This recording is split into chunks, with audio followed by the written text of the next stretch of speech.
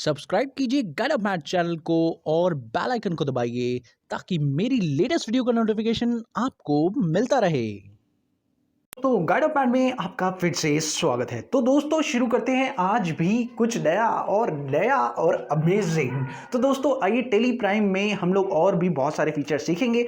आज की वीडियो आपके बहुत काम आने वाली है दोस्तों, क्योंकि इसमें मैंने एक ऐसा फीचर निकाला है टेली प्राइम का जो आपको बहुत यूजफुल लगेगा। चलिए देखते हैं क्या है वो फीचर्स। सबसे पहले देखिए, यहाँ पर अगर आप ग्रुप पर जाते हैं और ग्रुप पर जाने के बाद आप लेजर पर जाते हैं और लेजर पर जब आप चार्ट ऑफ अकाउंट के अंदर लेजर के अंदर जाते हैं तो वहां पर आप लोग हर तरह से F10 प्रेस करके, जैसे ही आप F10 का फीचर यूज करते हैं, जैसे मैंने आपको पहले भी बताया हुआ है पहले वाली वीडियो में, आप F10 प्रेस करके इन्हें स्विच कर सकते हैं। तो मतलब आप किसी पे भी जा सकते हैं। बट यहां पर अगर आप लेजर की लिस्ट पर आते हैं और वहां पर आप लोग प्रेस करते हैं Alt F5।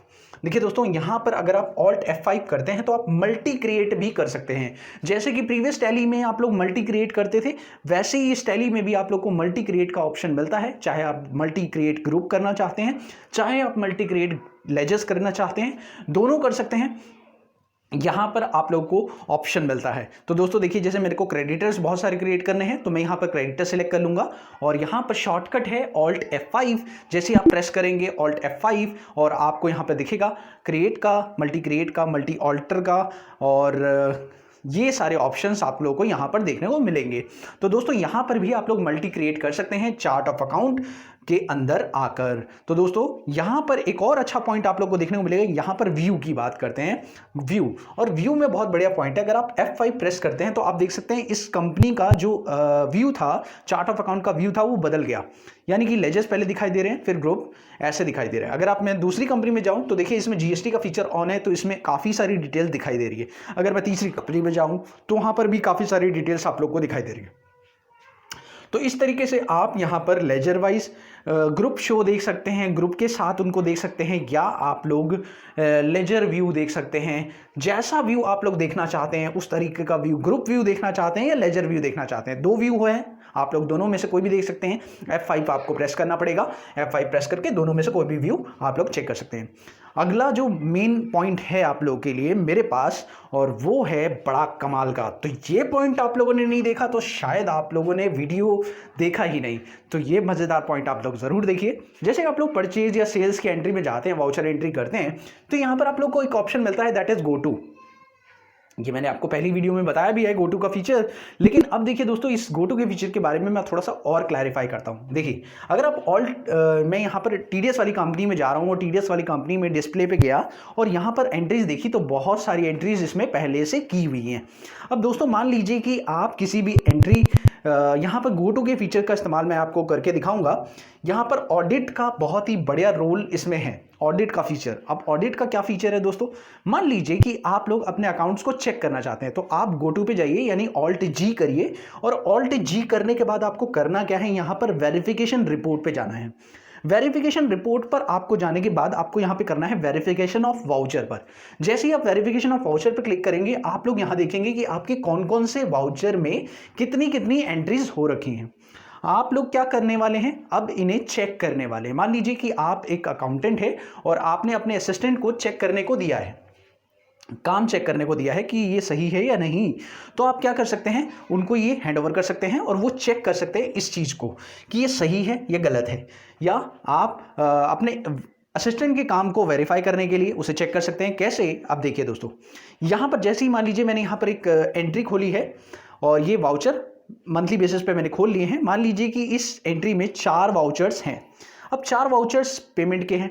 अब चारों वाउचर्स में कुछ बातें होंगी, जैसे मैं ये चारों वाउचर्स देख पा रहा हूं, मेरे सामने हैं और मेरे सामने इनकी डिटेल्स दी होंगी। अगर ये चारों वाउचर मेरे पास हैं तो ठीक है, नहीं है तो मैं यहां पे क्या प्रेस करूंगा, Alt H।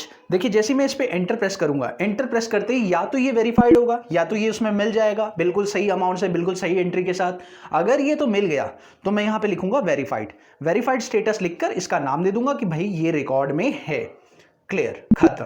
अगला देखते हैं, मान लीजिए कि एडवर्टाइजमेंट का एक और पेमेंट मैंने किया है, लेकिन इसका क्लैरिफिकेशन मुझे नहीं मिल रहा। मैं चाह रहा हूं कि इसका इंटरनल ऑब्जर्वेशन किया जाए, मतलब अंदर ही कोई गड़बड़ है, अंदर जिस व्यक्ति ने ये किया है उसमें ये रिकॉर्ड मुझे मिल नहीं रहा है, ये अमाउंट मेरे को नहीं दिखाई दे रहा है, तो ये इंटरनल ऑब्जर्वेशन मैं करना चाहता हूँ। उसके अलावा मैं ये भी कह सकता हूँ कि एक्सटर्नल क्लैरिफिकेशन करना है। एक्सटर्नल क्लैरिफिकेशन यानी डेटर या क्रेडिटर से क्लैरिफिकेशन करना है, या जिस पार्टी को मैंने पेमेंट दी है, सैलरी दी है, तो उस पार्टी का नाम भी यहाँ लिख सकते हैं, लेकिन मैंने पार्टी क्रिएट नहीं की है। जैसे मैं पेरोल के लिए पार्टी क्रिएट करता हूँ, वो पार्टी यहाँ क्रिएटेड नहीं है, इसलिए यहाँ पर एनी दिखाई दे रहा है। तो मैं यहाँ सैलरी की डिटेल मांग रहा हूँ, तो सैलरी मान लीजिए मैंने किसी पार्टी को पेमेंट की है, तो उस पार्टी से क्लैरिफिकेशन करूंगा, तो एक्सटर्नल क्लैरिफिकेशन यहाँ पर हो जाएगा कि भाई एक्सटर्नल क्लैरिफाई कर लेते हैं पहले, तभी पता चलेगा, क्योंकि ये मिल नहीं रहा है। ठीक है, रिकॉर्ड नॉट फाउंड, आप रिकॉर्ड नहीं मिल पा रहा है, इसलिए आप इसे वेरीफाई करना चाह रहे हैं। उसके अलावा आप ये भी कह सकते हैं कि सैलरी ये वाला जो स्टेटस है, लेट हो गया है, आज मैं चेक नहीं कर पा रहा, तो ऑन होल्ड रख देते। तो 4 स्टेटस बता दिए आपने, जिसमें से एक वेरीफाई किया और बाकी 3 पर अलग अलग स्टेटस लगा दिया। ऐसे ही आप और भी एंट्रीज पे भी कर सकते हैं। जैसे मान लीजिए और एंट्रीज को आपने लिया और इनमें जो जो वेरीफाई हो गया, जो जो मिल गया फटाफट से उसको वेरीफाइड कर दिया, और जो जो नहीं मिला, जिसमें कोई भी गलती है, उसे ऐसे के ऐसे ही छोड़ दिया, तो ये वेरीफाइड हो जाएगा। यानी ये डबल चेकिंग हो जाएगी। आपको अपने जीएसटी को अपने सीए या अकाउंटेंट को देने से पहले आप इसे चेक कर लेंगे। यानी ये वेरिफिकेशन है, खुद की चेकिंग, खुद के अकाउंट्स को चेक करना। अब देखिए दोस्तों, चेक तो कर लिया आपने, अब क्या करना है?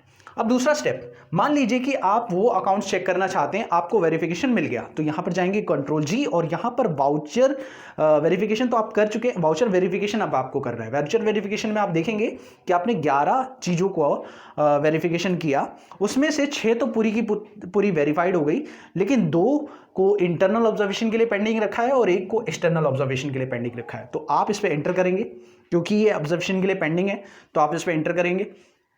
अब आप इसे क्लियर तो करना ही चाहेंगे, तो भाई इसे एंटर किया आपने। एंटर करने के बाद आप चेक करेंगे क्या इंटरनल ऑब्जर्वेशन क्लैरिफाइड हुआ। अगर इंटरनल ऑब्जर्वेशन क्लैरिफाइड है तो आप कहेंगे इंटरनल ऑब्जर्वेशन क्लैरिफाइड। मैंने ये पता कर लिया है कि ये जो रिकॉर्ड है ये मुझे मिल गया है, और ये जो एडवर्टाइजमेंट का अमाउंट है ये रिकॉर्ड में मिल गया है, कहीं खो गया था इसलिए अभी मिल गया है, तो ये क्लैरिफाइड हो गया।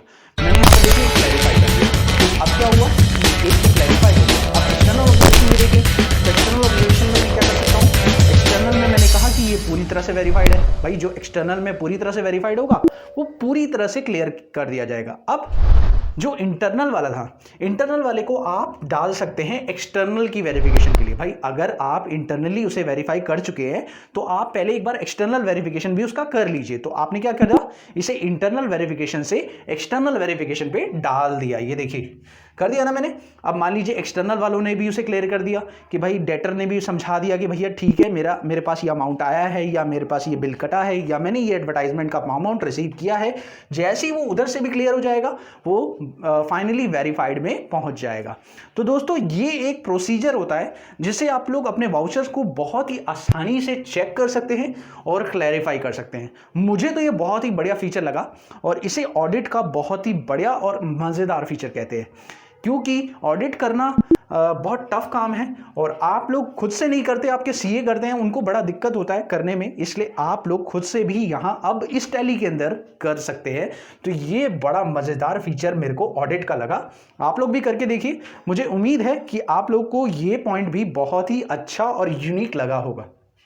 दोस्तों इसके साथ साथ आप लोग डेटा एनालिसिस रिपोर्ट में जाएंगे तो यहाँ पर आप लोग वेरिफिकेशन सिर्फ अपने अकाउंट्स का ही नहीं, अपने लेजर्स का ही नहीं, अपनी वाउचर्स एंट्री का ही नहीं, आप स्टॉक का भी कर सकते हैं, बैलेंसेस का भी कर सकते हैं। मान लीजिए मैं स्टॉक का भी वेरिफिकेशन करना चाहता हूँ तो स्टॉक का भी वेरिफिकेशन कर सकता हूँ। जैसे सपोज करिए मैं दूसरी कंपनी ओपन कर लेता हूँ गाइड ऑफ मैट वाली, जिसमें स्टॉक है मेरे पास।